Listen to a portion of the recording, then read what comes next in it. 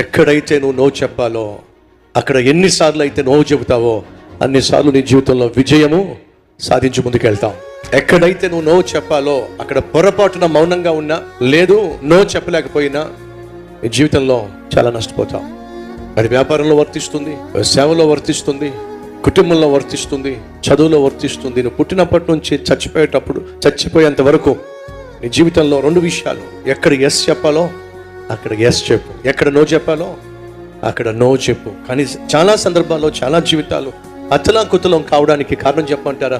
ఎక్కడ నో చెప్పాలో అక్కడ ఎస్ చెప్పేశారు, ఎక్కడ ఎస్ చెప్పాలో అక్కడ నో చెప్పేశారు.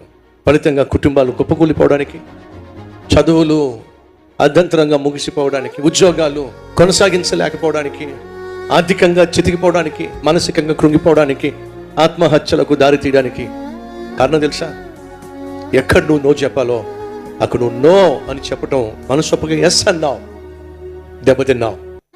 ఎక్కడ ఎస్ చెప్పాలో అక్కడ ఎస్ చెప్పక నో చెప్పి అర్ధంతరంగా నీ జీవితాన్ని అపజయం పాలు చేసుకున్నావు. అడుగుతున్న నీ జీవితంలో ఎక్కడ నో చెప్పాలో అక్కడ నువ్వు నో చెప్పలేకపోయావు. ఒకసారి ఆలోచించు.